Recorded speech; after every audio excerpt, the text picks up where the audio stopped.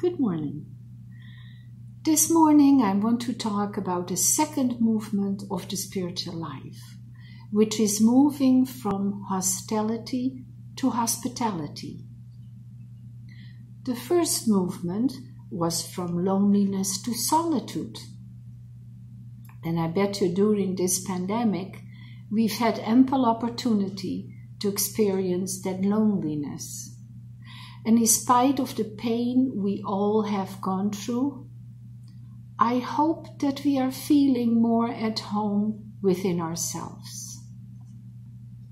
As long as we are lonely, we cannot be hospitable, because as lonely people, we cannot create free space.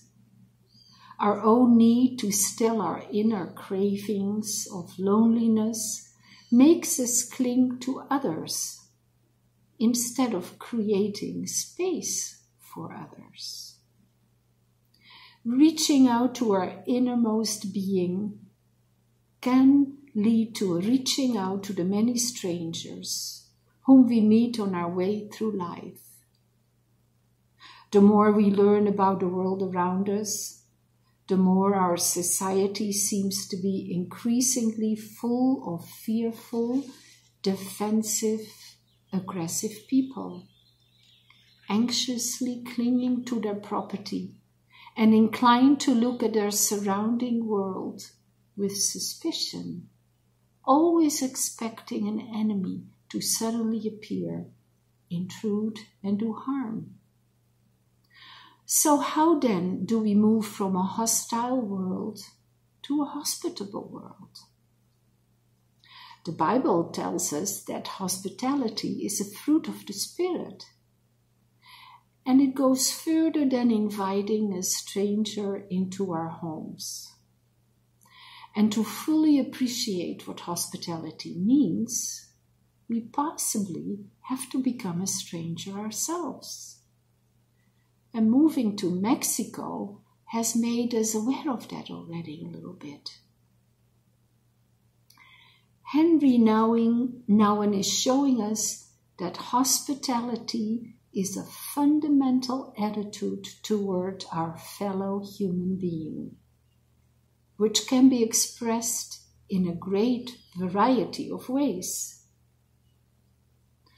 Hospitality means primarily the creation of a friendly, empty space where the stranger can enter and become a friend instead of an enemy. Hospitality is not to change people, but to offer them space where change can take place. And I want to say that again. Hospitality is not to change people, but to offer them space where change can take place. It's not an educated intimidation with good books, good stories, good food, and good works, but the liberation of fearful hearts so that words can find roots and bear ample fruit. Henry Nouwen claims that the movement from hostility to hospitality is a movement that determines our relationship to other people. When we think of the word stranger, we think of someone who belongs to another world, speaks another language, and has different customs. But how about the stranger in our own familiar circle of family, friends, teachers, and professionals? Well, let's get to know one another. Why, I hear you ask? Well, what one does not know, one cannot love. And if we claim to be Christians and long for the spiritual life, we all stand together under the great commandment, you must love your neighbors as yourself. So how do we do that then? Listening is one of the highest forms of hospitality. Being able to tell our story to someone who can listen with real attention will create a healing space where wounds can be healed. And we have to receive the stories of our fellow human beings with a compassionate heart, a heart that does not judge nor condemn, but recognizes how the stranger's stories connect with our own story. But receptivity, meaning listening, not condemning, is only one side of hospitality.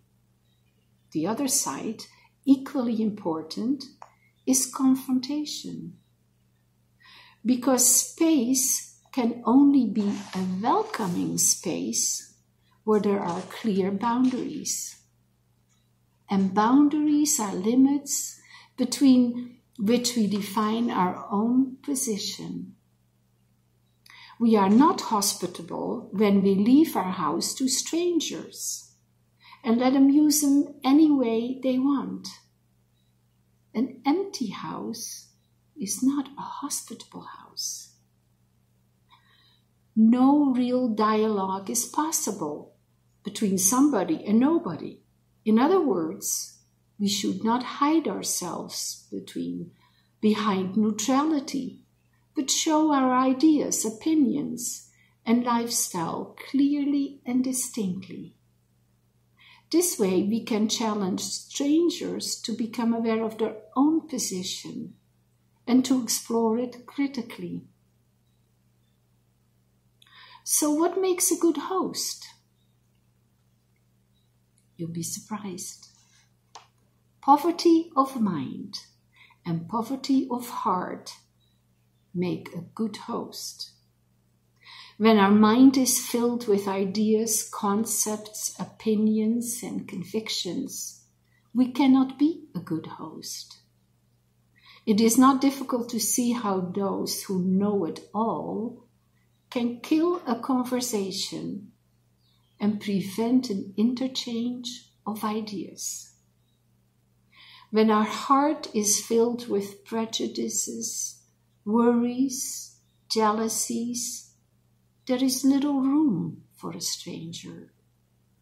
With poverty of heart, we can receive the experiences of others as even a gift to us. Their histories can connect with ours. Their lives give new meaning to ours. And their God speak to ours in mutual revelation. This way, it will create community in which we learn to love, respect, feel safe, and serve one another. The core of the Christian message is that God revealed himself in Jesus Christ, who did not cling to his equality with God, but emptied himself and became as men and women are. And he was humbler yet, even to accept death on a cross. While the movement from loneliness to solitude makes us reach out to our innermost self, and the movement from hostility to hospitality makes us reach out to others, how then will that help us to reach out to God, the source and giver of our own and our neighbor's life? And that will bring us to the third movement, the movement from illusion to prayer, which is the most crucial movement of the spiritual life.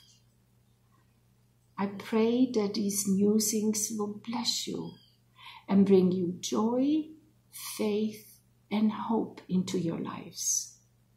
See you in another month, God willing.